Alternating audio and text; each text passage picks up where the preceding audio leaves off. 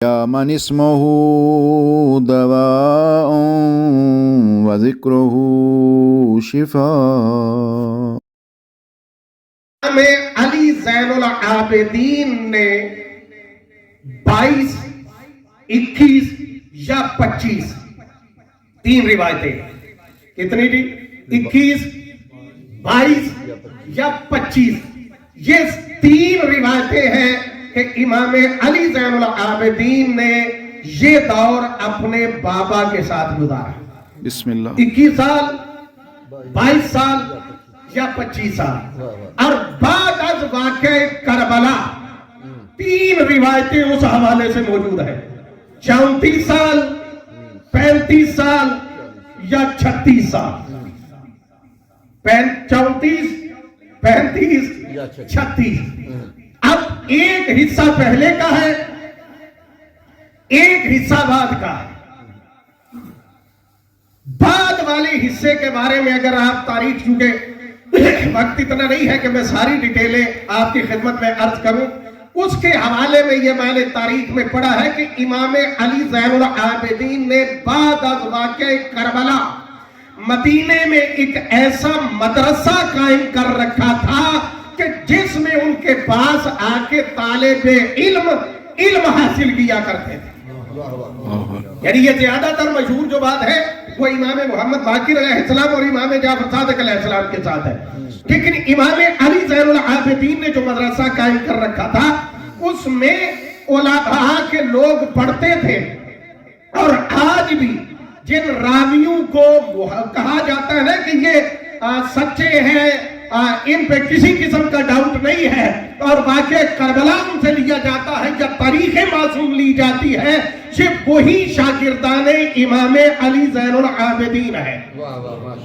اور اس کے بارے میں چونکہ میں کوشش کردار بادشاہ گزرے ہیں, میں کوشش کر رہا ہوں کہ بیچ بیچ میں ایسی باتیں آپ کی خدمت میں عرض کروں. کتنے جی؟ 4. پہلا یزید بن معاویہ, دوسرا مروان بن حکم, تیسرا عبد الملک بن مروان, اور چوتھا ہشام بن عبد الملک. یہ 4 ملعون جو ہے وہ امام علی زین العابدین کے دور میں گزرے. ان کے دور کے گزرنے کے باوجود امام علی زین العابدین کی عظمت کو جو بیان کیا ہے وہ عمر بن عبد العزیز, جس کے بارے میں آپ جانتے ہیں کہ بعد میں وہ بھی خلیفہ بنے تھے.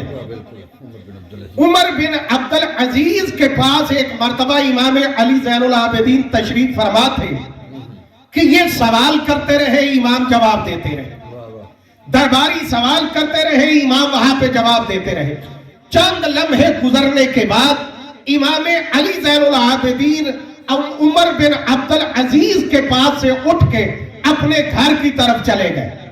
اب جب امام چلے گئے ہیں تو عمر بن عبد العزیز نے, جو سامنے افراد موجود تھے, مجمع موجود تھا, انہیں دیکھ کے کہتا مجھے یہ بتاؤ کہ اس دور کا سب سے بڑا صاحب فضیلت و شرف کون سا فرد پایا جاتا ہے؟ اس دور میں سب سے زیادہ صاحب شرف اور صاحب فضیلت کون پایا جاتا ہے؟ ہمارے ہاں تو ہوتا ہے نا, ہر بندے کی کوشش ہوتی ہے کہ وہ اپنی فضیلت کو بیان کرے, اپنے فضائل جو ہیں ان کو پڑھنے کی کوشش کرتا ہے. وہ جب دربار میں اب عمر بن عبد العزیز پوچھ رہا ہے تو کس کے بارے میں جواب دیا جائے گا؟ وہاں سے ایک اٹھا خوش آمدی اور اٹھ کے کہنے لگا یا امیر المومنین, آپ سے بڑھ کے عظمت اور شان کا مالک کون ہو سکتا ہے؟ کیا جملہ کہا؟ اے امیر المومنین, آپ سے بڑھ کے عظمت اور شان کا مالک کون ہو سکتا ہے؟ جیسے ہی اس نے یہ جملہ کہا, عمر بن عبد العزیز دیکھ کے کہتا ہے خبردار, خاموش ہو جا, کہ تو غلط بیانی کر رہا ہے. اس دور میں اگر کوئی عظمت و فضیلت و شرف کا صحیح معنوں میں مالک پایا جاتا ہے تو وہ حسین کا بیٹا علی ابن الحسین پایا